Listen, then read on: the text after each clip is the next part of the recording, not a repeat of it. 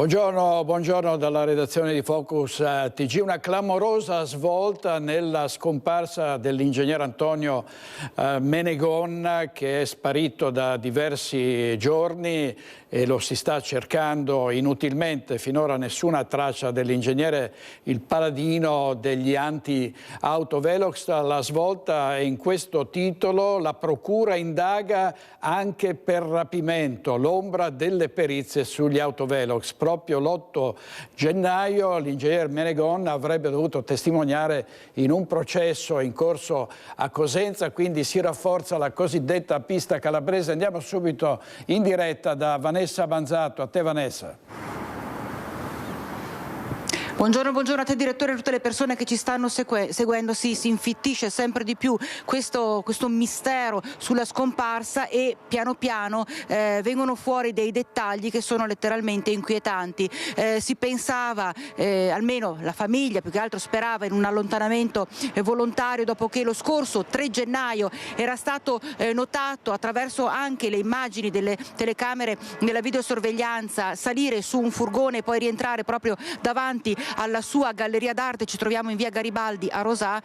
Piano piano però appunto i dettagli che sono emersi hanno riguardato soprattutto la sua attività, un'attività che ha portato avanti anche in collaborazione con la procura di Cosenza nella sua battaglia contro i velox irregolari.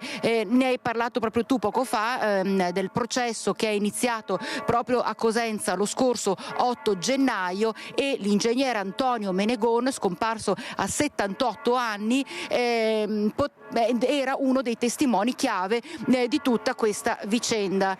È proprio questo particolare che fa propendere sempre di più gli inquirenti verso la pista del rapimento dell'ingegnere che vive a Tezze sul Brenta, ma che aveva il suo lavoro, la sua attività, la sua passione proprio qui a Rosà. Passione per l'arte, si era detto, passione, ma soprattutto la passione legata a questa attività di giustizia e legalità per quanto riguarda soprattutto la sicurezza sulla strada degli automobilisti e nello specifico queste perizie che aveva portato avanti anche in collaborazione non solo con la Procura di Cosenza ma anche con altre realtà anche del Veneto contro i velox irregolari. La pista calabrese prende sempre più piede per cercare di capire dove possa essere finito Menegon, dove possa essere stato portato a questo punto, se si tratta di un allontanamento coatto. Certo è che le ipotesi sono sempre più drammatiche per quanto riguarda le sorti che potrebbero essere toccate all'ingegnere che aveva appunto l'attività qui a Rosà. Pista calabrese, ne abbiamo parlato anche con un grande amico e collega di Menegon, ovvero Antonio Tognoni, che è il referente del Centro Consumatori Italia Veneto, che aveva collaborato in tantissime occasioni, in tantissime vicende, per cercare di risolvere tantissime vicende proprio con Menegon. Allora chiederei alla regia di lanciare proprio il servizio che abbiamo realizzato con l'intervista ad Antonio Tognoni. Potrebbe essere la pista calabrese quella su cui si stanno concentrando gli inquirenti a seguito della scomparsa dell'ingegnere Antonio Menegon, di cui da giorni non si hanno più notizie dopo l'ultimo avvistamento davanti alla sua galleria d'arte di Rosà. Sospese le ricerche, ora è al vaglio a 360 gradi l'attività del 78enne, consulente della battaglia contro i velox irregolari, che fu anche chiamato per alcune perizie dalla Procura di Cosenza, che portò alla sospensione di centinaia di strumenti di rilevamento della velocità. Ha scoperto che c'erano alcune situazioni molto delicate, molto gravi. Di questo tant'è vero che poi è stato fatto il disposto sequestro. È chiaro che facendo quegli atti lì ha pestato i piedi a qualcuno, soprattutto probabilmente alle aziende che producono questa GG. Ma tutto può essere per la sparizione. Si fa sempre più remota quindi l'ipotesi dell'allontanamento volontario dell'ingegnere di Tezze sul Brenta. Tognoni, che ben conosce Menegon, parla dell'ultimo libro scritto dal perito 78enne che potrebbe contenere indizi fondamentali alle indagini. Parla di tutte queste questioni, parla di tutte le situazioni e quindi cercheremo di approfondire meglio le motivazioni, sperando di venire a capo a qualcosa. È certo che le rivelazioni che sta facendo anche sul suo libro sono un po' pesantine e quindi ci sarà qualcuno che andrà a valutare, speriamo che vada a valutare questa situazione. Adesso lui, quando scopriva qualche inganno, qualche cosa che non andava, è chiaro che lo diceva apertamente. E adesso che tipo di situazione adesso si sia creata a seguito di questo comportamento non lo so, lo scopriremo più avanti. Di conseguenza abbiamo sentito anche Antonio Tognoni, adesso le indagini dovrebbero davvero concentrarsi verso questa direzione. Potrebbe aver pestato i piedi a qualcuno, dichiara Tognoni, senz'altro Menegon era persona scomoda per chi pensava di portare avanti delle azioni che poi potrebbero risultare appunto illegali, come quelle legate all'attività dei Velox che ricordiamo in centinaia sono stati sospesi, disattivati proprio grazie alle dichiarazioni, grazie agli studi, grazie agli accertamenti dell'ingegner Menegon. Davanti al giudice adesso finiscono nelle prossime udienze anche le varie aziende che sono state coinvolte in questa vicenda. Menegon già nelle prossime udienze avrebbe dovuto testimoniare, c'è da capire veramente cosa possa essere accaduto e senz'altro la procura di Vicenza in collaborazione senza dubbio con la procura di Cosenza porteranno avanti questa pista per cercare di risalire a Menegon e ritrovare soprattutto l'ingegnere Menegon. Per il momento, direttore, da Rosà è tutto, ti ricevo la linea. Grazie Vanessa Banzato, il nostro operatore Federico Cibotto. Richiedeteci la linea nell'eventualità di aggiornamenti, novità, una vicenda comunque inquietante che sta davvero catturando l'attenzione e la preoccupazione di tutti coloro che conoscevano e conoscono l'ingegner Menegon. Adesso passiamo alla sicurezza, anzi alla mancanza grave di sicurezza nelle nostre province, furti, spaccate, aggressioni, baby gang, c'è di tutto e c'è soprattutto nella Marca trevigiana un'allerta nella città di Treviso in particolare, dove è stato convocato un vertice d'urgenza in prefettura. Sentiamo. Alle 3:25 della mattina una persona non ben identificata ha spaccato la vetrata dell'ingresso del locale, non potendo entrare all'interno e semplicemente causando un buco nella vetrata stessa. Il locale quindi non ha subito alcun danno, alcun furto, però rimane il fastidio dell'aver subito questo tipo di effrazione. È il Biblio di Via Diaz, l'ultima attività finita nel mirino dei ladri in città Treviso, anzi del ladro che ha preso a mazzate la porta d'ingresso senza però riuscire a entrare. L'azione è stata catturata soltanto in parte dal sistema di videosorveglianza e il perché è presto detto. Si vede qualcosa dalla telecamera interna, ma si vede solo l'oggetto che colpisce la vetrata, mentre invece la telecamera esterna è stata oscurata da una schiuma che questa persona ha messo sulla telecamera stessa. Era da solo? Sì, si vede un unico colpo, quindi mi viene da pensare che fosse da solo. È capitato lo scorso anno, proprio a gennaio, che con la stessa modalità hanno cercato di sfondare la vetrina, prima con quella grande, poi dalla porta. Sull'episodio più recente indaga la squadra mobile già impegnata sul fronte delle spaccate di sabato, dove non c'è stato soltanto l'assalto a Tonino Pizza, ma anche a un negozio cinese di Via Ghirada, nei pressi tra l'altro della sanitaria Borella, finita nel mirino nell'estate scorsa con un marocchino 41enne arrestato. Si deve capire se vi sia un legame tra tutti questi episodi, se a colpire insomma sia siano volti noti sulla piazza del crimine. Intanto lo stesso Antonio Amatruda, titolare di Tonino Pizza, ha formalizzato la denuncia in questura e si dice pronto, dopo aver lanciato una mobilitazione di piazza, a promuovere pure una raccolta firme. Intanto nel pomeriggio il sindaco Mario Conte e Federico Capraro per Ascom hanno incontrato il prefetto. Il tema delle spaccate di questi giorni sta infastidendo molto e sta generando anche rabbia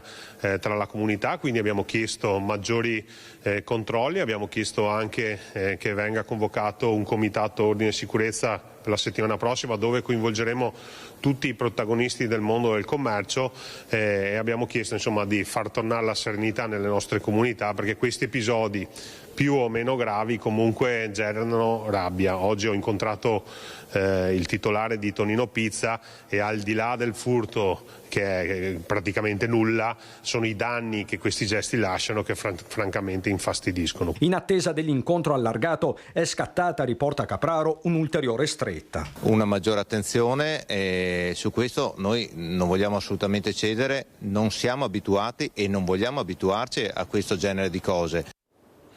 E monta la rabbia e l'esasperazione anche all'interno delle categorie, delle associazioni di categoria, e ci sono i commercianti e gli artigiani, in particolare sul Sentiero di Guerra, prevista una grande manifestazione di protesta nella prossima primavera.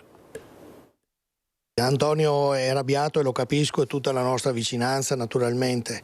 Ecco, ora è il momento di organizzarci, insomma questa potrebbe essere la goccia che fa traboccare il vaso, perché anche la dinamica la dice lunga, la dinamica denuncia un senso di impunità. È chiaro che noi dobbiamo attivarci con le altre sigle della rappresentanza, con commercio, con un'industria, con chi ci sta, per cercare di sensibilizzare l'attenzione verso un problema che ormai non si può più lasciare lì sostanzialmente. Pronti anche a scendere in piazza se necessario, come chiesto da un esasperato Antonio Amatruda, ma prima o contemporaneamente vanno attivati tutti i canali istituzionali. Questa è la convinzione di Armando Sartori, presidente della Confartigianato Imprese Marca Trevigiana, associazione di cui è socio lo stesso titolare di Tony Pizza. Sullo sfondo i tanti troppi furti che hanno segnato gli ultimi mesi in città, farmacie ma anche negozi di parrucchiera. La gente ormai preferisce stare a casa la sera piuttosto che uscire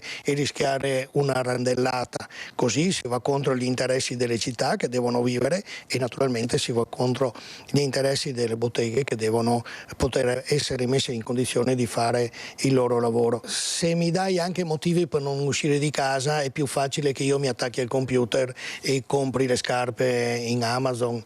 Voi capite che questo non fa bene alle nostre imprese, ma non fa bene neanche alla città. Sulla stessa lunghezza d'onda anche gli esercenti. FIPE sarebbe pronta a scendere in piazza come chiesto da Antonio Amatruda? FIPE è sempre a sostegno degli imprenditori, quindi sì, nella misura in cui si può andare ad alzare un grido, dire questo non è capitato solo a me, condividiamolo, è anche una valvola di sfogo perché tutti noi ci sentiamo così meno frustrati. Ecco. Sartorato ne sa qualcosa, il suo locale in zona Tribunale ha subito una spaccata il 18 novembre scorso, ha sportato il fondo cassa, 2-3 i soggetti entrati in azione. È stata rotta la vetrina con il tombino della piazzetta e abbiamo trovato tracce di sangue dentro perché si sono tagliati nel frattempo, un guanto, delle impronte digitali numerose, quindi anche l'arrivo tempestivo è fondamentale senza inquinare le prove in maniera da avere il più possibile del materiale attendibile. Un calendario di incontri con la prefettura è già stato concordato proprio sui temi della sicurezza, afferma Sartorato, per cui diventa imprescindibile il potenziamento e l'uso incrociato di telecamere. Ed è chiaro che l'occhio vigile anche di un pubblico esercizio, sommato al fatto che siamo a centinaia solo nelle entromura di Treviso e migliaia nella provincia, chiaramente diventano migliaia di occhi vigili sulla pubblica via. Servizio di Cristian Arboit, oggi in regia Francesca Pezzo, Edoardo Paris. Adesso andiamo in diretta a Teolo da Chiara Gaiani e dal nostro operatore Sandro Ponchio, perché ancora un giallo, la scomparsa della studentessa 22enne di cui non c'è più traccia da diversi giorni. Continuano le ricerche sui Colli Euganei dove era stata ritrovata la sua bicicletta. A te Chiara. Sì, buongiorno direttore, buongiorno ai telespettatori. Ci siamo proprio con Sandro Ponchio al di fuori del quartier generale allestito a Teolo. Abbiamo appena visto la partenza di una unità di cani molecolari che stanno appunto battendo palmo palmo il territorio alla ricerca di Annabella Martinelli. Con noi c'è la vice sindaca di Teolo, la ringrazio, Graziella Quagliotto, che è venuta ad aggiornarsi sulla situazione del comune di Teolo in prima linea con i volontari della protezione civile che di fatto da mercoledì sono qui H24. Praticamente sì, buongiorno a tutti, da quando è arrivata la notizia di dell'inizio di questa ricerca di Annabella si sono attivate le forze in campo, dai professionisti ovviamente, da tutti i nostri volontari della protezione civile che da giovedì praticamente sono qui H24 con la composizione di varie squadre che si muovono. Anche stamattina all'alba 2 squadre sono partite per visionare il territorio, che ovviamente i nostri volontari conoscono anche molto bene, e di questo dobbiamo ringraziarli perché stanno facendo un lavoro immane, davvero. Ecco, vice sindaco, vorrei proprio sottolineare la difficoltà di muoversi in questo territorio. È un territorio collinare, sappiamo che lei da Villa, cioè dalla parte bassa del comune di Teolo, è poi salita probabilmente attraverso un sentiero. Qui alcune immagini la vedono proprio qui, delle telecamere di videosorveglianza. Poi è un territorio in cui ci sono anche grotte, in cui ci sono anfratti, un territorio dove purtroppo è anche facile nascondersi. Certo, su questo non ci sono dubbi, ed è una delle prime opzioni che hanno preso in considerazione durante la ricerca, al di là appunto della visione delle telecamere della zona, tutti quei luoghi che si prestano in qualche modo a nasconderlo, che ripeto la nostra protezione civile conosce bene, sicuramente più della sottoscritta. Io in questo momento, sebbene vivo a Teolo da tantissimi anni, non conosco tutti i luoghi, e quindi ci fa specie che qualcuno viene da fuori e possa magari in qualche modo conoscerli. Di fatto però si presta, è un territorio sicuramente che si presta, anche se in questi giorni davvero le forze in campo sono state tantissime e hanno battuto credo tutti gli angoli possibili e immaginabili. È vero, siamo in un territorio collinare che non si presta facilmente ad essere monitorato tutto. Allora, noi ringraziamo il vice sindaco di Teolo, Graziella Quagliotto, e ci spostiamo, direttore, se ci lasci la linea, perché c'è in questo momento un ispettore dei Vigili del Fuoco che sta rilasciando alcune dichiarazioni alla stampa che vi proponiamo. Posso far entrare un attimo qui? Sì, se avete necessità, capisco, per le riprese. Sì. Non possiamo rilasciare al momento ancora altre dichiarazioni. Ma off record ci fate capire un attimino come stanno andando le cose, che appunto Noi siamo in diretta, se può dirci qualcosa, se chiedo appunto. No, al momento abbiamo un'indagine, non abbiamo ulteriori approfondimenti da sviluppare. Però vi faremo contattare dal nostro responsabile stampa, perché per il momento l'indagine è in corso, per cui non posso rilasciare altre informazioni. Quali sono le zone su cui si cerca? Le zone? Per cortesia non posso, in questo momento non posso. La zona che sapete qui di Teolo, di Villa di Teolo, questa zona qui stiamo battendo in maniera principale, sviluppandosi come avete visto, con apparecchiature particolari quali droni, elicotteri, cinofili, l'aiuto della protezione civile, i carabinieri, del soccorso alpino e le squadre di vigili del fuoco. Per il momento tutto qui. Vi ringrazio. Non abbiamo ulteriori novità in questo momento, assolutamente. Grazie. Ecco, come avete potuto sentire, abbiamo sentito in diretta l'aggiornamento dei Vigili del Fuoco. Ringraziamo anche davvero il vice sindaco che ci ha accompagnato. Se ci saranno ulteriori novità, ovviamente vi chiederemo la linea per un aggiornamento. Adesso noi probabilmente riusciamo ad entrare all'interno per vedere proprio il quartier generale che è stato allestito. Un'ultima cosa, pare che Annabella si sia allontanata dicendo vado da un'amica per poi far perdere le sue tracce. Ecco, direi che per ora da Teolo è tutto. Ringrazio Sandro Ponchio che è con me. La linea può tornare allo studio. Grazie molto a Chiara Gaiani e a Sandro Ponchio. È un giallo anche questo, insieme alla scomparsa dell'ingegnere Antonio Menegoni. Ovviamente anche in questo caso più passano le ore e i giorni e più aumenta l'apprensione. Nel caso di Annabella Martinelli non si esclude alcuna pista. Torniamo ai furti, ci tocca tornare ai furti perché è un flagello sul nostro territorio quello dei furti nelle abitazioni. Ce ne sono stati altri nella Marca trevigiana, in particolare tra San Biagio e Carbonera. È come una malattia. Quando tu ti ammali c'è sempre un prima e un dopo. prima quando ero sano e dopo che sono magari guarito dalla malattia. E questo sì, è prima e dopo. Prima eri più tranquilla e adesso sei un po' più su che vive, cioè pensi già, ma adesso potrò uscire a quell'ora. Questo lo stato d'animo di Annalisa Bacchion, l'ennesima vittima di uno stillicidio senza fine, quello dei furti in abitazione. Il colpo nel tardo pomeriggio, quando la donna si trova fuori casa per pulire la macchina. Siamo in aperta campagna in via Valdemoneghe, tra Carbonera e San Biagio. Da poco sono passate le 6. Sono arrivata a casa, ho notato un cassetto a terra, sporco sul pavimento. Il morale della favola, ho cominciato a girare per casa e ho visto il pandemonio. Ho chiamato subito uno dei figli, urlando, disperata, perché mi sembrava impossibile che una casa modesta dove abito io potessero venire i ladri. Cioè non ho ricchezze, non ho nulla, ho poche cosine di mio. Mi hanno portato via praticamente degli ori a cui ero affezionata. Un anello in particolare ero molto affezionata, era un regalo fatto dai miei figli per il 25esimo di matrimonio. Tra le cose più care rubate dai cassetti c'è anche la fede nuziale della signora Annalisa, che ha perso il marito qualche anno fa. Ci sono poi i ricordi dei figli che non la lasciano mai sola, che con altri parenti e vicini di casa in queste ore la stanno confortando. Mi dicono: ringrazia il Signore che non eri a casa, che non eri presente, o che quando sei entrata non te li sei trovati faccia a faccia. Non è piacevole. Resta però un terribile sospetto, quello di essere stata spiata. I ladri forse hanno atteso che uscisse di casa per intrufolarsi dalla finestra sul retro a piano terra, dove ci sono ancora le impronte lasciate dai delinquenti. Alle istituzioni un appello semplice. Io ho chiesto tante volte che mettessero l'illuminazione.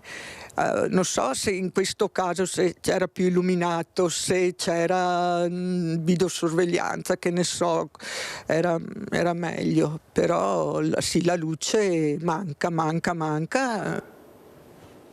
Centinaia di persone traumatizzate dai furti in casa, e questa manifestazione anche con le associazioni di categoria contro i ladri che si svolgerà in Veneto nella prossima primavera. Ne abbiamo parlato ieri sera anche a Focus, ovviamente, con i nostri ospiti. Tra questi c'era anche Michele Toaldo, presidente del Consiglio Comunale di Montebelluna. Sentiamo cosa ha detto.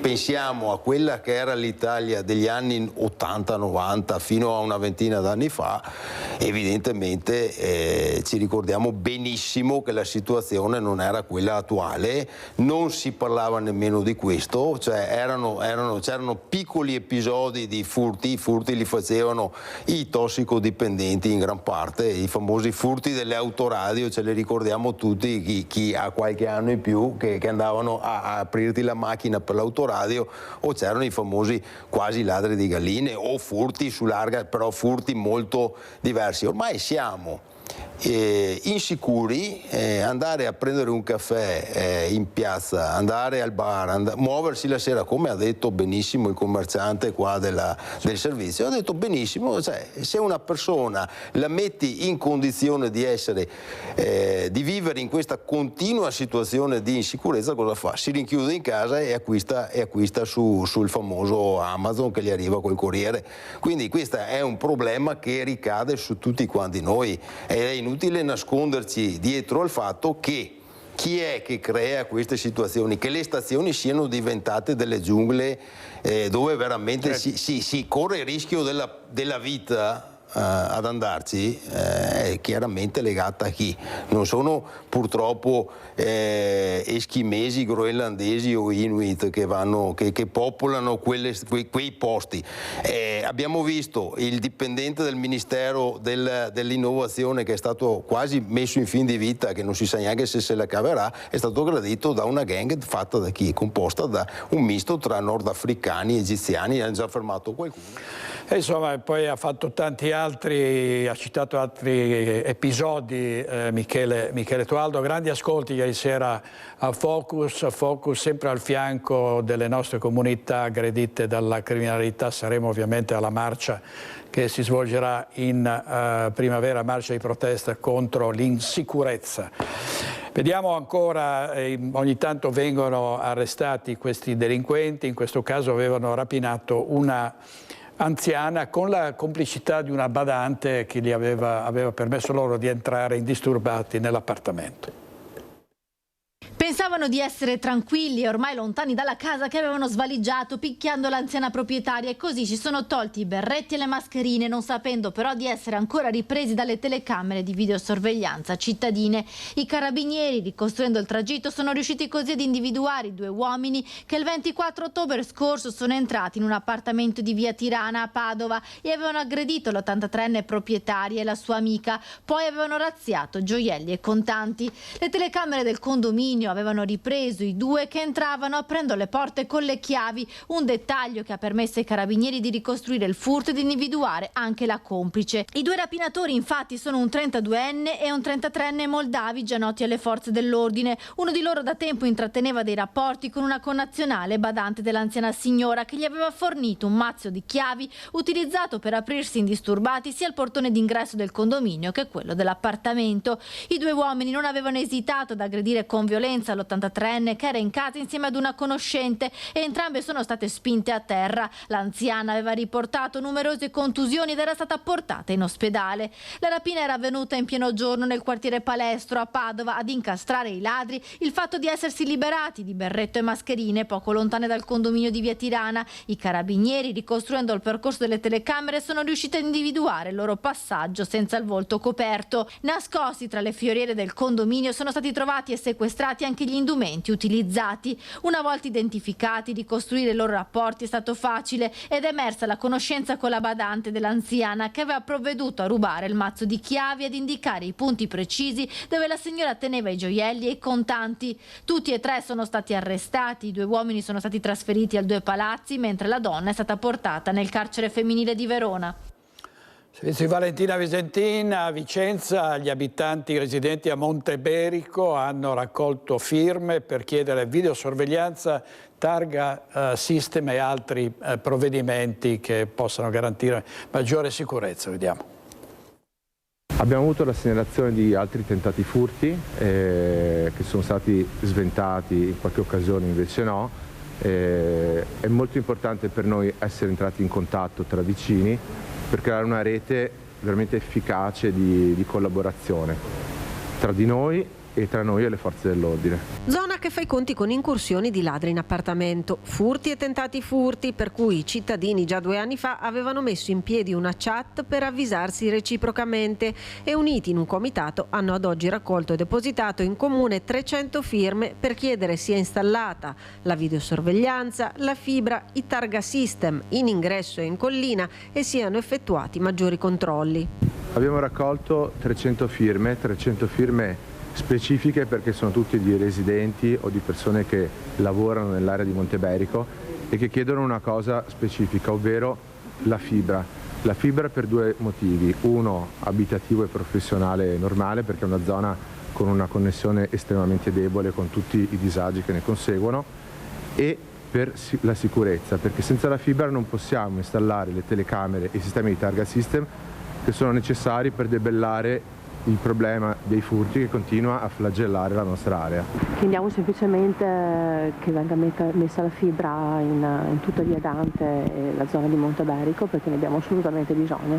Le telecamere devono andare, devono esserci anche le telecamere, perché altrimenti noi non possiamo seguire tutto quello che capita, perché capita veramente di tutto in questo periodo. Firme per far sentire la voce del territorio, cittadini che sono stati convocati. Domani ci sarà un incontro in comando di polizia locale con il sindaco e gli esponenti della forza pubblica, che è la nostra polizia locale. Ascolteremo quello che avranno da dirci, ma ripeto, 300 persone chiedono aiuto, l'amministrazione non può stare in silenzio. Apriamo una finestra adesso sulla tutela necessaria del patrimonio artistico e culturale della nostra regione. Andiamo a Tonezza del Cimone da Daniele Garbin e Simone Squarcina per la parte tecnica. A te, Daniele. Sì, buongiorno direttore, buongiorno ai telespettatori, confermo, come anticipato siamo a Tonezza del Cimone, a 1000 metri, un po' la neve ancora conserviamo da Natale, alle nostre spalle il villino Roy Fogazzaro, com'è il sindaco Franco Bertagnoli, buongiorno. Sì, buongiorno. E la memoria storica e culturale, comunque l'anima che rappresenta il professore Giovanni Matteo, filosofo, buongiorno. Buongiorno. Ecco, siamo qui perché alle nostre spalle abbiamo questo pezzo di storia non solo del comune, non solo della provincia, proprio un pezzo di storia italiana, perché come dal nome avrei capito è legato alle vicende di Antonio Fogazzaro. Vero sindaco, qui è importante perché questo edificio che è sorto verso la fine dell'Ottocento, in realtà ha passato sorti alterne, però alla fine insomma è in uno stato di degrado e state lottando perché rischiamo di perdere non solo una memoria storica di un edificio, ma che cosa? Sì, questo è un sito storico culturale importantissimo sia per Tonezza del Cimone che anche per Vicenza, diciamo, ma anche per la nazione, perché qui, come tutti sappiamo, che questo villino è stato costruito nel 1892 dall'allora Giuseppe Fogazzaro, dall'allora conte Giuseppe Roy. Qui veniva anche il Fogazzaro per trovare la figlia e qui in questo luogo ha scritto anche il libro Piccolo mondo moderno che si è ispirato sul nostro territorio. Ecco, proprio di questo chiediamo l'approfondimento perché era noto, al di là come nome, anche come villa dei professore. La figlia Gina ha voluto chiamarla Villa Alpina. Fogazzaro vi veniva a soggiornare alternando il suo soggiorno qui e anche quando era accompagnato da amici nel vicino albergo Belvedere. E nel romanzo Piccolo mondo moderno, che è edito nel 1891, ambienta proprio il sesto capitolo, quello più pregnante e drammatico, proprio qui nella Tonezza, che lui chiama Vena di Fonte Alta.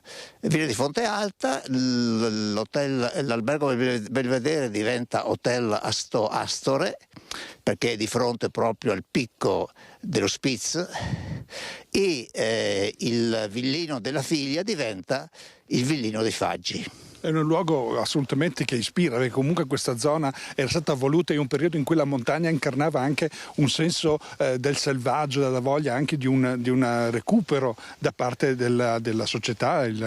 Che tipo di società stiamo parlando? Di chi si identificava, chi cercava? La società dell'epoca era costituita soprattutto dalla nobiltà ormai declinante e dalla crescente borghesia cittadina, i quali cercavano luoghi di vacanza, li avevano trovati dapprima a Lavarone e nel suo altopiano, e poi quando viene costruita la strada dei 34 tornanti da Barcarolo di Valdastico fino a Tonezza, ecco che questa località diventa località di villeggiatura. Praticamente prima si fermavano nel fondovalle, nelle ville dei Velo, nelle ville di Valmarana, e poi invece salgono qui a Tonezza, trovando poi alloggio anche nei vari alberghi che via via si susseguono. Ecco, diciamo che lei ha anche fatto in modo di promuovere i percorsi legati a Fogazzaro. Qui proprio è il capolinea del percorso. Sì, praticamente io quando conducevo moltissime visite didattiche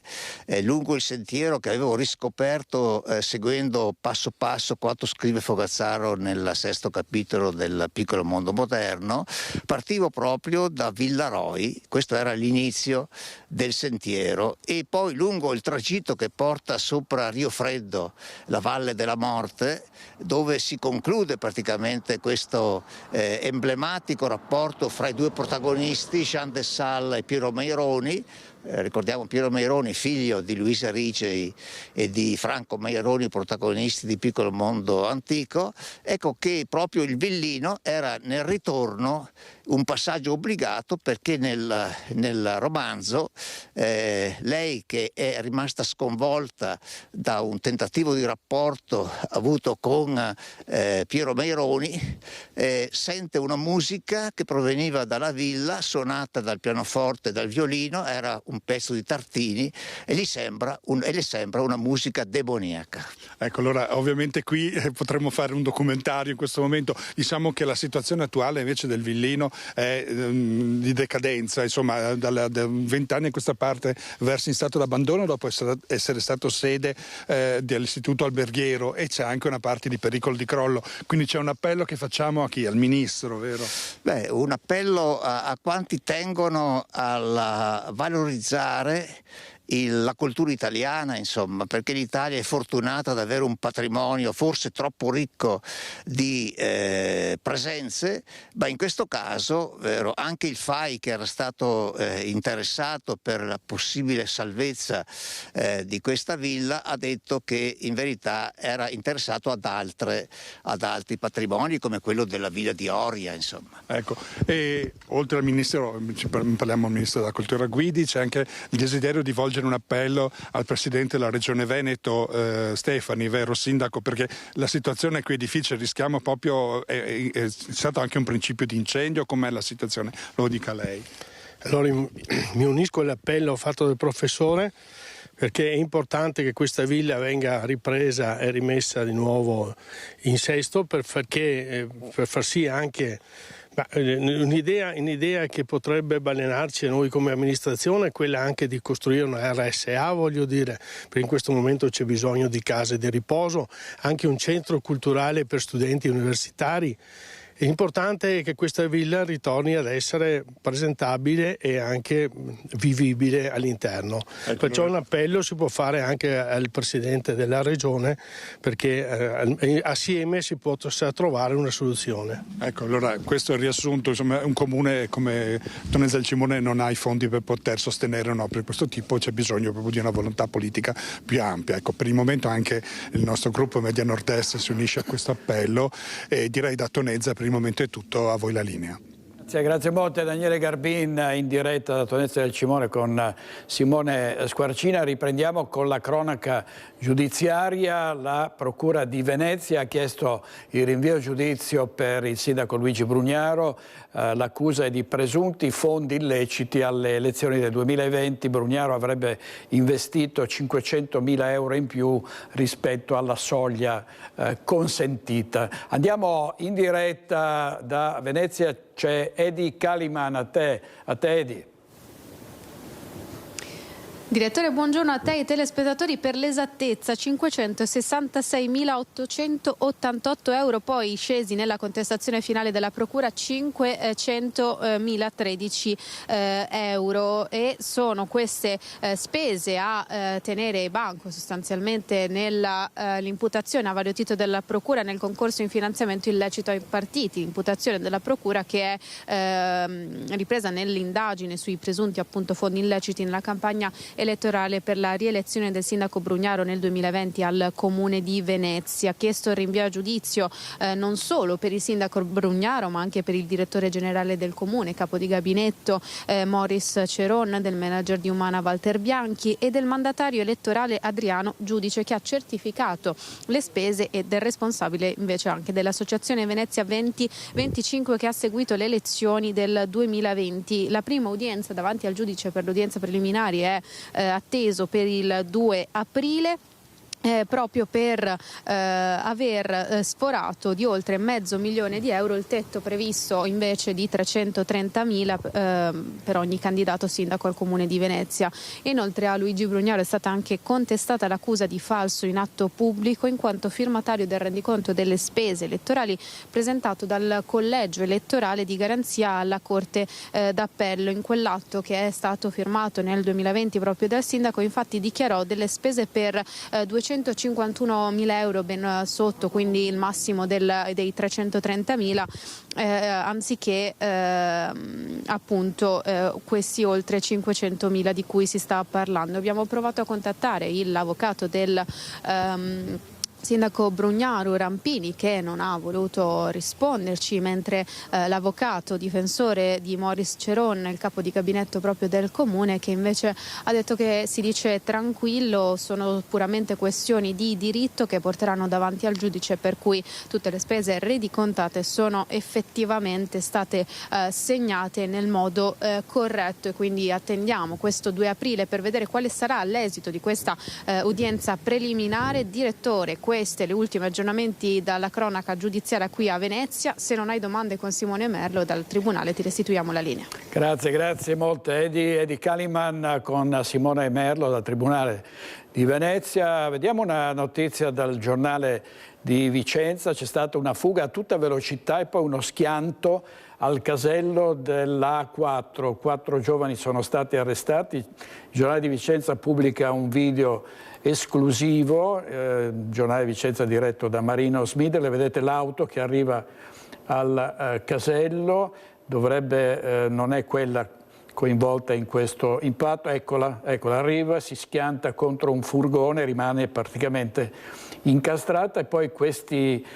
giovani, pare che si potesse trattare di una banda di ladri, scappa a piedi, sfuggono a piedi, vedete che escono, arriva la polizia, loro scappano a piedi attraverso i campi adiacenti al casello di Vicenza Est, ma vengono poco dopo arrestati. E non si sono fermati all'alta della polizia a Padova, è successo anche a Padova, da qui un inseguimento per le vie del quartiere Guizza. Sono stati fermati e arrestati anche in questo caso 3 uomini, e in questo caso sono stranieri. L'auto targata Slovenia non è passata inosservata agli agenti della questura di Padova che pattugliavano il territorio in zona Guizza. All'interno 3 uomini, un 29enne albanese, un 42enne rumeno e un 19enne tunisino che alla vista della polizia hanno cercato di darsi alla fuga accelerando l'andatura e infilandosi nelle vie del quartiere. Dopo un breve inseguimento i 3 però hanno imboccato una strada senza uscita. Qui è scattato il controllo delle volanti e mentre gli agenti identificavano i 3 dall'auto è stato lanciato un involucro finito in un giardino privato contenente mezzo etto di cocaina in sasso.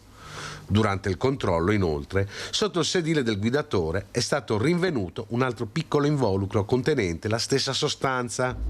I 3, tutti con precedenti per droga e reati contro il patrimonio, sono stati portati in questura ed arrestati per detenzione ai fini di spaccio di droga in concorso, mentre la cocaina è stata sequestrata. La vettura è risultata intestata a una società slovena di autonoleggio. Vista la gravità dei fatti, il questore di Padova, Marco Dorisio, ha attivato anche l'ufficio immigrazione della questura per procedere alla revoca del permesso di soggiorno di cui è titolare il 29enne cittadino albanese. Il 19enne tunisino, invece, irregolare sul territorio, è stato accompagnato al CPR per essere espulso. Vista la gravità dei fatti, il questore di Padova, Marco Dorisio, ha attivato l'ufficio immigrazione della questura per procedere alla revoca del permesso di soggiorno di cui è titolare il 29enne cittadino albanese. Il 19enne tunisino, irregolare sul territorio, è stato accompagnato al CPR per essere espulso e, vista la pericolosità sociale, anche per il cittadino rumeno, seppur comunitario, è stato predisposto l'allontanamento. Il servizio era di Francesco Rattai, adesso con Francesca Pezza e Edoardo Paris vediamo un altro episodio. Qui si è trattato di un incidente questa mattina a Borso del Grappa con un unico veicolo coinvolto. Vediamo. Ha riportato diversi traumi un 50enne alla guida di un furgoncino uscito di strada all'altezza del semaforo di Sant'Eulalia a Borso del Grappa. L'uomo stava percorrendo la strada provinciale 26 in direzione Bassano quando, per cause al vaglio dei carabinieri, ha perso il controllo del veicolo andando a impattare violentemente contro un edificio in disuso nella centrale piazza Garibaldi. Per la dinamica dell'incidente, per lo schiacciamento del vano motore e dell'abitacolo è stato necessario l'intervento di più mezzi. Sul posto sono arrivate l'automedica e l'ambulanza di Pedemontana Emergenza con medico e infermieri, assieme anche all'elisoccorso di Treviso per il successivo trasporto del ferito al Cafoncello. Il conducente era rimasto incastrato nell'abitacolo ed è stato estratto grazie all'intervento delle squadre dei Vigili del Fuoco arrivate con 3 mezzi dal distaccamento di Castelfranco Veneto e da Bassano del Grappa. Per i rilievi e per ricostruire la dinamica e le cause dell'incidente è arrivata anche una pattuglia dei carabinieri. Il comune di Borso del Grappa ha provveduto a transenare l'area dell'edificio colpito dalla vettura per mettere in sicurezza la zona e in attesa di ulteriori verifiche sulla staticità. Nuovi particolari sulla morte dell'imprenditore di Fontaniva, Giuliano Velo, trovato senza vita nel sud della Spagna. Sono state arrestate 3 persone. Si fa luce sull'omicidio di Giuliano Velo, l'imprenditore di 67 anni originario di Fontaniva, ex appartenente alla Mala del Brenta, e di un uomo trovato senza vita poche ore dopo. La svolta è arrivata dopo settimane di indagini serrate. La Guardia Civile spagnola ha arrestato i 3 presunti responsabili del duplice omicidio. Era il 7 ottobre scorso, quando un comando armato avrebbe fatto irruzione e ucciso Velo nel rancho El Cantà, a Lorca, nel sud della Spagna, dove viveva da più di 20 anni. A finire in manette all'inizio di dicembre 3 persone, tutte pregiudicate. A darne notizia il delegato del governo della regione Murcia, Francisco Lucas. Secondo le ricostruzioni sarebbero gli esecutori materiali dell'agguato in cui l'imprenditore 67enne venne ucciso a colpi di arma da fuoco davanti alla madre di 89 anni. Nel corso delle perquisizioni sono state sequestrate armi, munizioni e materiale ritenuto compatibile con i fatti. Nelle indagini sono state arrestate anche altre 2 persone per possesso illegale di armi. Poche ore dopo l'omicidio di Velo, a pochi chilometri di distanza, era stato trovato morto in un'auto anche un altro uomo di origine marocchina, con precedenti per narcotraffico. Per gli inquirenti i 2 delitti sarebbero collegati. Il movente resta coperto dal segreto istruttorio, ma l'inchiesta non esclude legami con le recenti vicende giudiziarie di Velo, fondatore di un'azienda agricola specializzata in mango e avocado, già coinvolti in indagini sul traffico di droga. Ora l'indagine entra nella fase decisiva, resta da chiarire chi abbia ordinato l'esecuzione e per quale motivo. Servizio di Marta Zatta. Vediamo adesso l'omicidio del 25enne Sergiu Tarna da parte del vigile urbano di Venezia Riccardo Salvagno, che è il presunto assassino. Mentre continuano le ricerche del complice, dell'arma e dei bossoli, si attende ora il secondo interrogatorio di Salvagno nel carcere di Montorio a Verona. Ogni giorno che passa si acquista consapevolezza rispetto ad una certa situazione, quindi è ovvio che la preoccupazione è tanta, le incognite rispetto alle indagini e al processo sono molte, legittime anche da parte dell'indagato ovviamente, quindi diciamo è stato più un incontro funzionale a chiarire a lui quelli che saranno i prossimi passi che faremo. Primo incontro con il suo legale da quando è detenuto nel carcere veronese, sotto stretta sorveglianza sia per evitare il contatto con gli altri detenuti sia per il timore che possa compiere gesti di autolesionismo. Per Riccardo Salvagno, il vigile quarantenne, presunto assassino di Sergiu Tarna. Intanto gli investigatori continuano a cercare l'arma del delitto, i bossoli con sopralluoghi anche tornando sul luogo del delitto con metal detector e non solo, e il complice di Salvagno ancora irreperibile. Quel che è certo è che ci fosse un'altra persona con lui, ma non è sicuro che si tratti dell'albanese, l'unico che manca l'appello nella cerchia delle frequentazioni del quarantenne arrestato. A chi ha cercato di contattarlo non risponde, ma aveva mandato un messaggio scrivendo: «Sto andando in Albania, sarò via per un po', non cercatemi».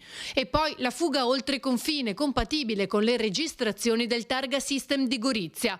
Alle 7:41 del 31 dicembre, 5 ore dopo l'omicidio, inquadra l'auto del vigile, passaggio che si suppone possa essere servito a scaricare il complice alla frontiera. Potrebbe essere passato attraverso il Friuli con ultime segnalazioni a Gorizia prima di arrivare in Slovenia o in Spagna. Ma la ricerca degli investigatori è a 360 gradi. Molti ancora, evidenzia il legale di Salvagno, i punti da chiarire. Lui ha un ricordo assolutamente vago delle fasi di alcuni momenti della vicenda, tra cui quella che poi ha portato alla morte di questo povero ragazzo. Ribadisco, l'indagato non ha mai, sottolineo, mai detto di aver esploso un colpo d'arma da fuoco.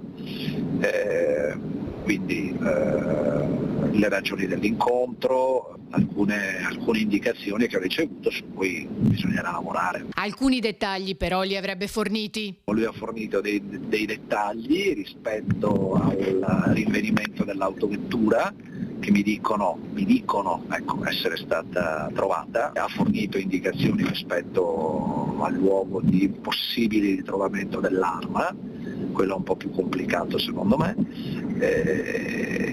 dopodiché rispetto alla persona o ad altre persone coinvolte, su quello, come ho già detto, preferisco non dare nessun tipo di indicazione. Intanto si cerca il video hot che riprenderebbe Salvagno con un trans possibile movente, ma di cui non ci sarebbe traccia nei 2 cellulari della vittima. L'attesa ora è nel nuovo interrogatorio che potrebbe essere fissato in settimana. Era stata ventilata la possibilità di un nuovo interrogatorio che al momento, ad oggi, non è stato ancora fissato. Servizio di Ilaria Marchiori. Vediamo adesso il giudice per le indagini preliminari di Belluno ha convalidato l'arresto di Andrea Curtolo, 52enne di Cortina d'Ampezzo, accusato di tentato femminicidio. Aveva accoltellato l'ex moglie che attualmente è ricoverata al San Martino. Per l'uomo è stata applicata la misura della custodia cautelare in carcere. Tiziana Bolognani. Resta in una cella del carcere di Belluno Andrea Curtolo, l'imprenditore maestro di sci di Cortina accusato di tentato femminicidio, arrestato l'8 gennaio dai carabinieri ai quali si era presentato dopo la violenta aggressione nei confronti dell'ex moglie, ferita con un coltello al collo e al dorso.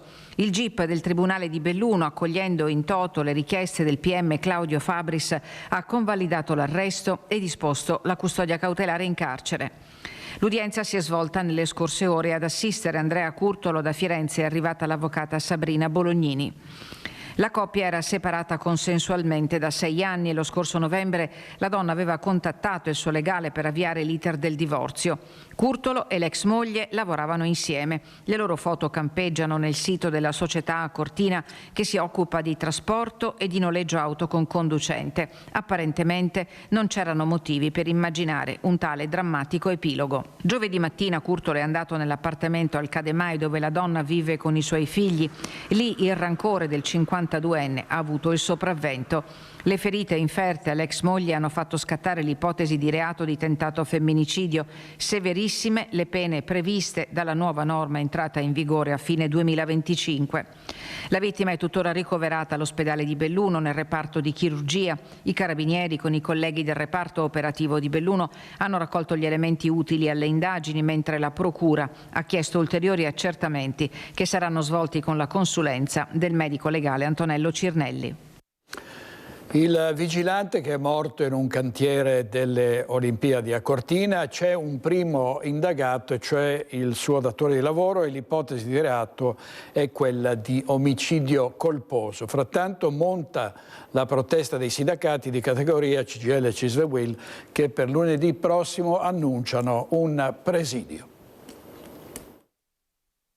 Lunedì 19 dalle 10:30 in poi i sindacati di categoria unitari, quindi Filcams, CGIL, Fisascat e Wiltux di Belluno, organizzano questo presidio appunto in riferimento anche al decesso purtroppo che è avvenuto qualche giorno fa del lavoratore impiegato nei servizi fiduciari degli appalti olimpici. La mobilitazione è scattata ed è unitaria. I sindacati di categoria di CGIL, CISL e UIL lunedì prossimo a Cortina presidieranno il cantiere dello Stadio Olimpico dove lo scorso 8 gennaio in piena notte è morto Pietro Zantonini, il vigilante di 55 anni originario di Brindisi.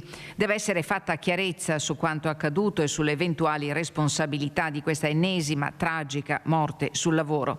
Le prime risultanze dell'autopsia potranno dare indicazioni utili, ma il faro è puntato sul settore della vigilanza privata dove si continua a lavorare spesso in condizioni critiche, con turnazioni esasperate, in condizioni ambientali non agevoli e spesso senza dotazioni strumentali adeguate ai servizi richiesti. Vogliamo sottolineare un tema che è quello della salute e della sicurezza dei lavoratori che lavorano negli appalti, soprattutto negli appalti olimpici e che fanno servizi come come quelli fiduciari comunque che ruotano attorno all'evento olimpico e appunto vogliamo porre l'attenzione sul tema salute e sicurezza. Dalla CGIL del Veneto si sottolinea come Pietro Zantonini fosse impiegato in una subappalto con turni e modalità lavorative che dovranno essere verificate dagli organi che stanno svolgendo tutti gli accertamenti necessari.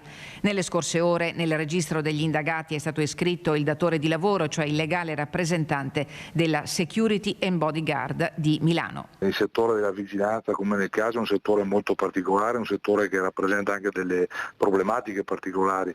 Sono lavoratori che svolgono servizi molto lunghi, di 12 ore, che molto spesso saltano i riposi, che lavorano in condizioni precarie come quelle meteo per esempio, ma che molto spesso anche hanno delle attrezzature che non sono adeguate e consone al servizio che devono svolgere.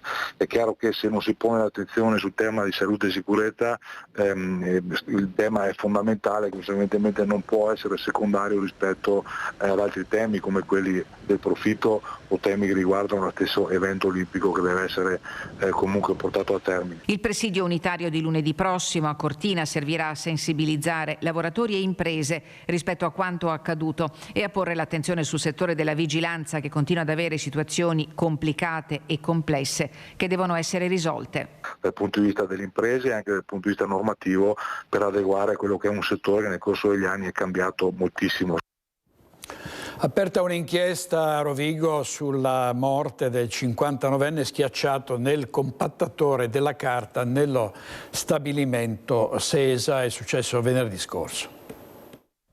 Omicidio colposo aggravato dalla violazione delle norme per la prevenzione degli infortuni sul lavoro. Con questa accusa il procuratore della Repubblica di Rovigo, Manuela Fasolato, ha iscritto nel registro degli indagati l'amministratore delegato di Sesa per la morte di Zevkset Alili. Il tragico incidente, il terzo mortale dall'inizio dell'anno in provincia di Padova, è avvenuto venerdì pomeriggio. Erano le 15:41 quando il 59enne di origine albanese, da 10 anni in Italia con tutta la sua famiglia, è morto schiacciato da una pressa compattatrice nell'impianto di Via Comuna a Este, dove stava eseguendo un intervento di manutenzione. Da 3 anni dipendente diretto di Sesa, Zevkset Alili era un operaio esperto. Cosa sia accaduto lo sta cercando di stabilire l'indagine coordinata dalla Procura di Rovigo e condotta dallo Spisal e dai Carabinieri di Este, che hanno posto il macchinario sotto sequestro. Un dolore profondo a Sant'Elena d'Este, dove il 59enne viveva con la moglie e 2 figlie. Un gigante buono amato da tutti, Zevkset Alili, un uomo, il terzo in meno di 10 giorni, che dal lavoro non farà più ritorno a casa. Il ritorno finalmente dopo 423 giorni di prigionia a Caracas del cooperante veneziano Alberto Trentini, una giornata di festa quella di ieri da Venezia al Veneto dopo la notizia della sua liberazione. Buongiorno a tutti, sono Alberto Trentini, sono qui nella residenza dell'Ambasciata d'Italia a Caracas, sono libero e desidero ringraziare il Presidente del Consiglio, il Governo italiano, il Ministro degli Esteri italiani, il corpo diplomatico che si è attivato e che ha portato a termine la liberazione mia e di Mario. Sono in partenza per l'Italia molto presto, non vedo l'ora di riabbracciare la mia famiglia.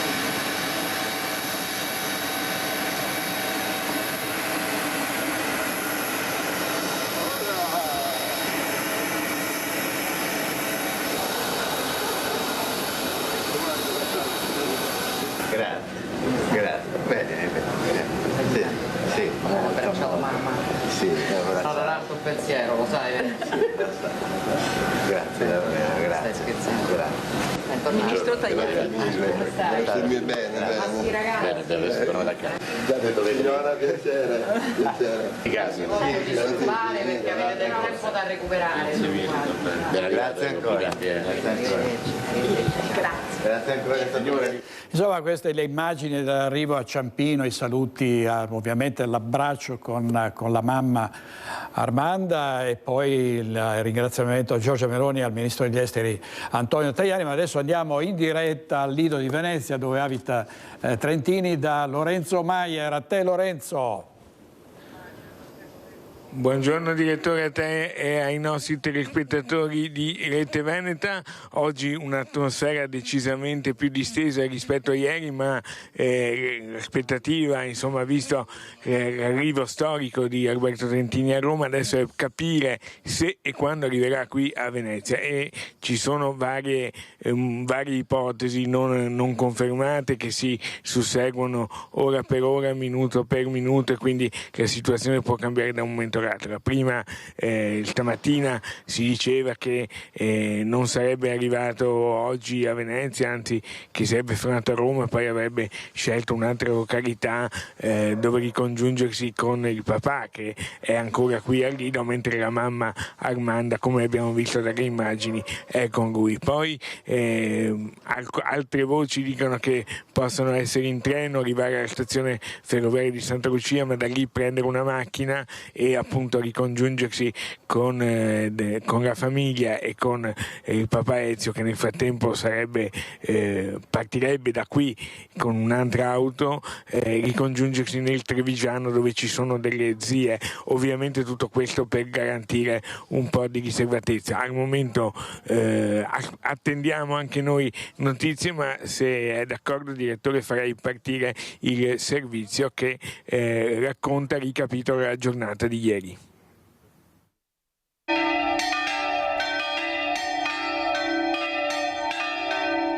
Abbiamo subito fatto partire un aereo, rientrerà tra stanotte e domani.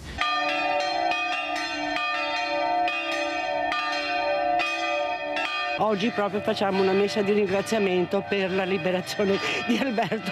Scusatemi.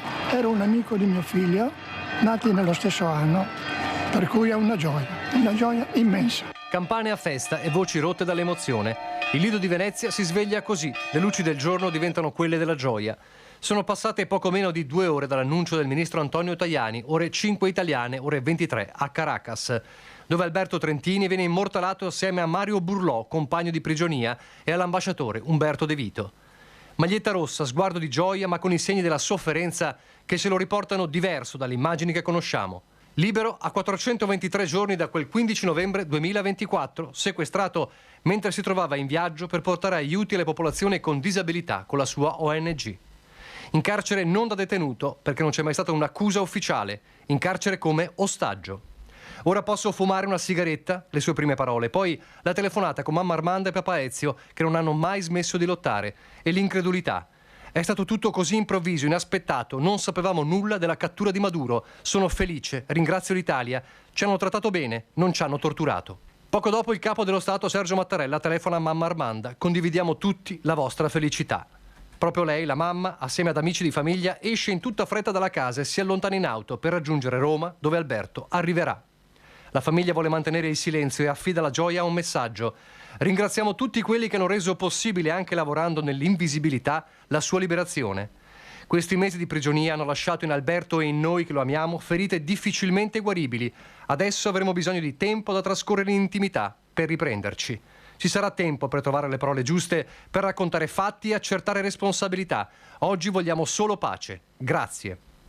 423 giorni da ostaggio, 12 di attesa spasmodica dall'attacco USA in Venezuela. Dopo Tajani arrivano le parole di Giorgia Meloni. Trentini e Burlò riabbracceranno presto le loro famiglie che in questi mesi hanno sofferto molto, a cui ovviamente vogliamo rinnovare il nostro affetto. Questo risultato è il frutto del lavoro discreto ma efficace portato avanti in questi mesi non solo dal governo ma dalla rete diplomatica, dall'intelligence. Il grazie anche alla presidente reggente Delcy Rodriguez e l'annuncio, un aereo in volo per riportarlo a casa. Casa significa Lido, dove lo striscione sull'abitazione dei Trentini ha scandito 423 giorni di dolore e dove la comunità ha fatto tutt'uno. Per noi qui della comunità di Sant'Antonio è veramente la notizia più bella. Dopo un anno di intensa preghiera, veramente intensa preghiera, a cui abbiamo creduto fermamente nella speranza, nella fede, e finalmente questa bella notizia. L'ho avuto da 7 anni a catechismo, campi estivi, patronato, cioè è cresciuto con noi qua della comunità. Mi sono rallegrato, poi ho avuto l'avviso da Don Renato che sarebbe stata una messa di ringraziamento, eccomi qua. È oggi che facciamo Eucaristia, cioè rendimento di grazie. Questo grazie lo abbiamo atteso per più di un anno e con grande gioia, uniti ad Armanda ed Ezio, diciamo grazie perché finalmente Alberto è libero. Gioia, oggi è il giorno della gioia, veramente. Tutta la comunità siamo stati proprio tanto coinvolti e oggi è proprio un giorno di gratitudine per tutto. Ecco, aveva promesso campane a festa appunto e campane a festa hanno suonato. Certo, e suoneranno ancora quando sarà fisicamente qui in mezzo a noi.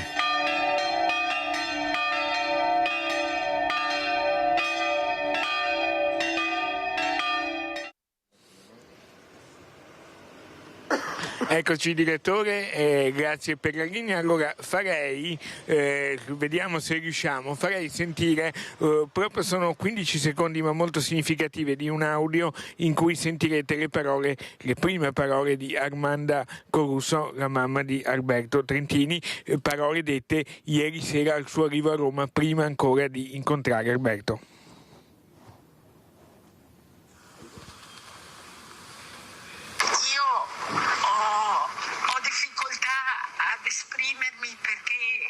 La gioia è immensa per la notizia di stanotte, potete immaginare.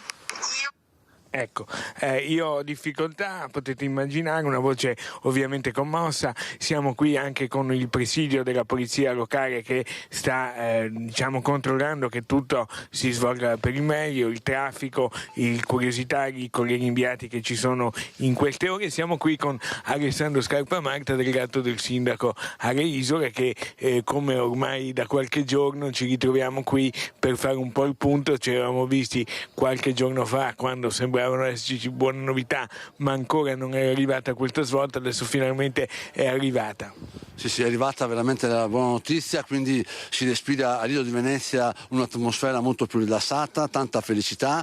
È stato un lungo periodo, cioè 1 anno e 2 mesi appunto anche di riservatezza, e voglio fare veramente i complimenti, un grazie di cuore alla famiglia per aver tenuto questa linea, e a tutti gli amici di Alberto Trentini perché non hanno mai perso la speranza e hanno portato avanti queste iniziative sempre in modo così educato, in modo molto paziente. Però quello che è importante è appunto che vedere questa immagine, l'immagine di Alberto Trentini che abbraccia sua mamma a Roma sceso dall'aereo, una grande emozione. Ecco, e poi ovviamente lo ricordava il delegato, le fiaccolate, il digiuno a staffetta che ha visto oltre 2300 persone che hanno partecipato per ricordare che Alberto doveva essere liberato e tornare qui.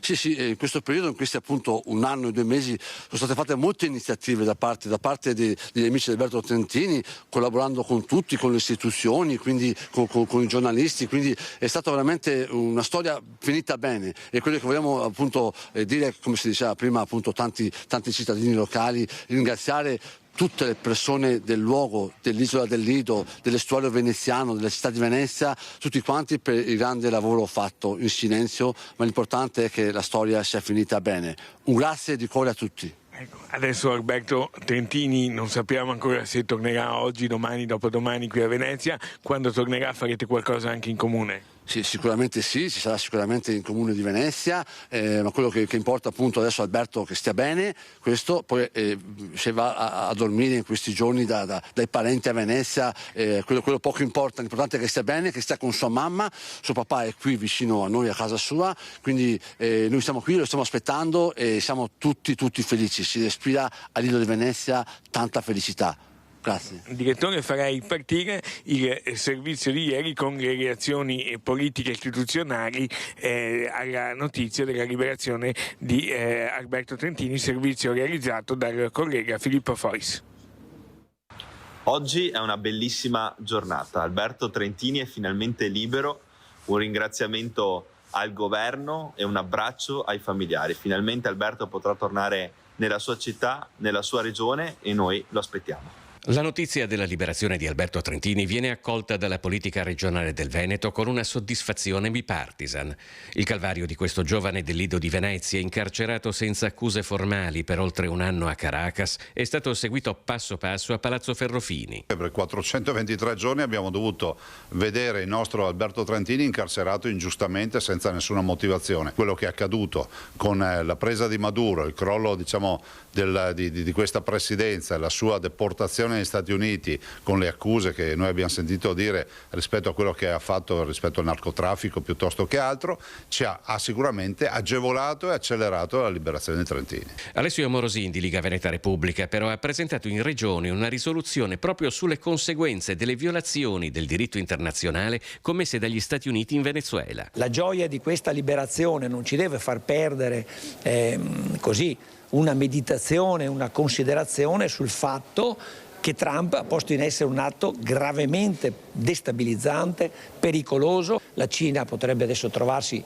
ampiamente motivata e giustificata nei confronti di Taiwan, legittima perfino Putin, che ha compiuto un atto condannato a tutta l'Unione Europea e che è intervenuto con un'azione di polizia mirata. Come Morosin, a parlare sono soprattutto i consiglieri regionali eletti nella città metropolitana di Venezia, a partire da Monica Sambo e Laura Besio, concittadine di Alberto Stefani, che hanno vissuto gran parte della vicenda dal Consiglio Comunale di Venezia. Venezia è sempre stata accanto ad Alberto Trentini. Proprio l'altro giorno c'è stata una mobilitazione di fronte al municipio di Mestre per chiedere con forza la liberazione, ma in questi mesi da tutto il territorio ci sono stati tantissimi momenti di manifestazione pubblica e in particolare ovviamente anche dal suo lido e in particolare dalla sua famiglia. La voce soprattutto dei familiari si è sempre fatta sentire, voce, speranza, fede e fiducia, ma anche le istituzioni. A volte per un genitore è difficile comprendere alcuni silenzi, ma questi silenzi da parte delle istituzioni locali sono fondamentali per costruire dei solidi rapporti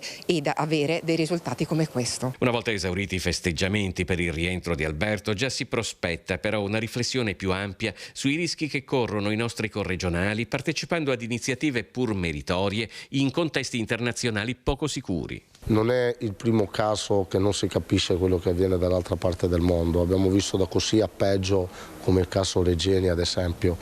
Quindi credo che dovremmo porci una grande riflessione su quanto garantiti siamo nel diritto internazionale quando andiamo come italiani in giro per il mondo.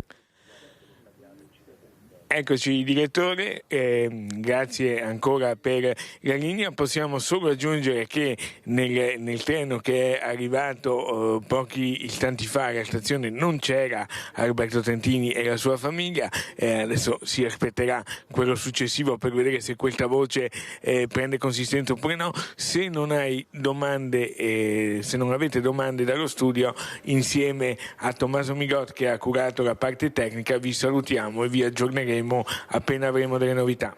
Grazie molte Lorenzo Maier con Tommaso Migotti, il nostro operatore in diretta dal Lido di Venezia. Andiamo in pubblicità, torniamo subito.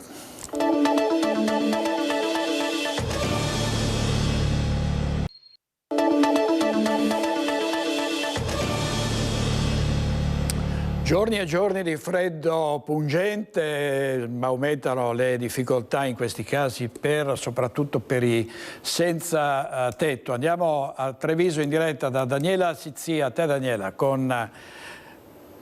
prego. Buongiorno. Sono con Nicoletta Rizzetto, direttore, siamo proprio fuori dalla prefettura, è finito da pochi minuti questo vertice sul freddo, senza tetto che cercano un riparo viste le temperature di questi giorni. Io sono in compagnia del presidente di Auser Treviso, Tasinato Luigi. Presidente, è stata individuata una proposta, loro hanno fatto una proposta come associazioni, un capannone a Monigo che potrebbe accogliere circa una quarantina di senza tetto, che sono quelli che più o meno stanno girando in città tra vari parcheggi, dal Negro e il parcheggio a Piani. In questo momento fra l'altro insomma è una situazione davvero difficile perché come potete capire le condizioni igienico-sanitarie non ci sono e fa freddo e quindi molti di loro sono malati, le associazioni girano insomma, per cercare di dare una mano. Un capannone, è venuto anche Don Giuseppe, parroco di Monigo, che insomma ha spiegato che mette a disposizione questo capannone. Ovviamente dentro non c'è nulla, però al termine del vertice l'assessore Gloria Tesserola ha detto sì, va bene questo capannone, ma ci sono delle criticità che sono quelle della sicurezza. Noi vogliamo la sicurezza per i cittadini. Presidente, una proposta, ovviamente c'è bisogno di una risposta immediata, però in questo momento la Prefettura si è riservata. Sì, come dicevate bene, noi abbiamo, dopo l'emergenza freddo che c'era stata, che è stata affrontata in qualche modo dalla parrocchia di San Martino, che sta ancora adesso ospitando delle persone, che però lo può fare solo fino a venerdì, ci siamo attivati cercando una soluzione alternativa. E questa soluzione sarebbe appunto un capannone che è disponibile nella parrocchia di Monigo. Don Giuseppe ha dato la sua disponibilità a mettere a disposizione questo capannone. Dal punto di vista della riunione noi eravamo venuti con l'idea che ci dessero, come dire, una mano rispetto ad alcuni bisogni che avevamo di integrazione. Noi siamo disponibili a fare quello che possiamo, tutte le associazioni stanno facendo quello che possono, però non possiamo, come volontariato, non siamo in grado di farci carico di tutto. Ci mancherebbe un aiuto rispetto all'assistenza notturna e vedremo, la riunione a questo punto è diventata interlocutoria e vedremo come rispondere a questa cosa. Nel frattempo sono emerse anche alcune criticità sollevate sia dal prefetto che dall'assessore in rappresentanza del comune rispetto alla verifica della sicurezza del capannone, e quindi su questo ci sarà un'ispezione dei vigili del fuoco che in qualche modo certificherà, speriamo, che la struttura possa essere adibita temporaneamente ad affrontare questo picco, questa emergenza del freddo. Poi, fatto questo, se tutto va bene, vedremo anche come affrontare il resto. Al momento la riunione, come dicevo prima, è rimasta interlocutoria, non ha trovato soluzioni alla E questa, fra l'altro, è l'unica proposta in questo momento che c'è in piedi. In questo momento sì, nel senso che abbiamo fatto anche molta fatica a trovare questa come proposta, come luogo alternativo a. Se non dovesse andare in porto per questioni di sicurezza, non so, vedremo, ci riuniremo di nuovo come associazioni, metteremo in moto di nuovo la rete, vedremo un attimo come fare, ma al momento non c'è un luogo alternativo. La cosa importante è che purtroppo il tempo non migliorerà domani e quindi ci servirebbe un po' di tempestività, perché da venerdì sera sarà l'ultima notte che in qualche modo viene garantita dove sono adesso e dopo torneranno in strada. Ecco, alcuni sono in alcune strutture, altri invece purtroppo continuano a bivaccare, come vi dicevo prima, nei parcheggi. E domani ci dovrebbe essere questo sopralluogo di vigile fuoco che dovrà stabilire se questo capannone sia idoneo o meno per poter accogliere una quarantina di persone. Poi rimane il grosso nodo, che è quello del personale, che dovrebbe monitorare la situazione di giorno e anche di notte, e poi ovviamente una struttura che dovrà essere comunque attrezzata con un po' di tutto, insomma, ovviamente manca tutto, è riscaldato ma manca tutto. È un'emergenza continua questa, ogni anno ci ritroviamo sempre nella stessa situazione? Ma non lo so se è ogni anno, nel senso che io negli anni passati non mi occupavo di questo, però credo che le associazioni, vista l'esperienza che hanno, l'abbiano affrontata varie volte, vari anni, poi ci sono, penso, anni più freddi, meno freddi, altre cose, eccetera, eccetera. Quello che è certo è che queste persone sono in strada e l'obiettivo nostro non è tanto quello di dire era successo, non è successo, risuccederà, anche questo dopo magari, ma al momento l'obiettivo è quello di affrontare l'emergenza, tirare via queste persone dalla strada, sperando che non ci rifiniscano, insomma. Grazie davvero, grazie Presidente. Direttore, questa situazione dovrà esserci un altro vertice ovviamente per cercare di capire se tutto torna, insomma, a posto, e quindi il capannone sarà disponibile, sarà possibile attrezzarlo ovviamente in tempi brevissimi, perché il freddo è ora, il picco è in questo momento, per cui insomma l'emergenza è ora, e quindi direttore, insomma, le associazioni sperano davvero che si trovi una soluzione entro brevissimo tempo, tanto che domani ci sarà questo sopralluogo dei vigili del fuoco. Da Treviso, direttore, tutto, ti restituisco la linea. Grazie molte a Daniela Sizia e anche a Nicoletta Rizzetto per la parte tecnica. Pubblicità, torniamo tra pochissimo, state con noi.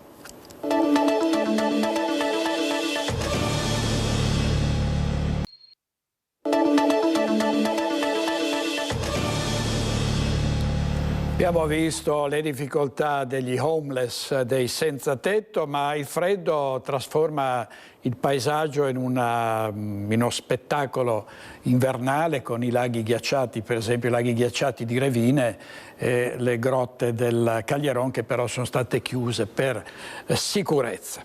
Bisogna fare anche attenzione ai rischi, oltre che ad essere affascinati così da una rara bellezza del paesaggio.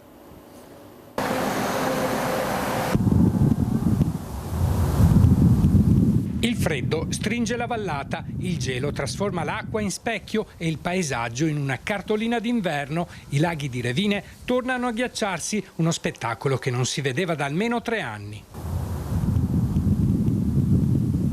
Poco distante la natura si spinge oltre, alle grotte del Caglieron il freddo scolpisce il tempo, stalattiti di ghiaccio alte più di 3 metri, pareti cristallizzate, percorsi diventati trappole invisibili. Per garantire la sicurezza dei visitatori, il parco delle grotte del Caglieron resta chiuso, una decisione necessaria dopo la formazione di ghiaccio lungo i camminamenti. Da qui è impossibile proseguire. Direi di sì, sono una trentina di metri, ma a tratti completamente ghiacciato, proprio una lastra di qualche centimetro di ghiaccio. Qui si formano queste stalattiti che con lo sbalzo di temperatura a volte si staccano. Con queste temperature il ghiaccio si forma rapidamente, è spettacolare ma anche molto pericoloso. La chiusura è l'unico modo per evitare incidenti. Le stalattiti di ghiaccio possono cadere da un momento all'altro.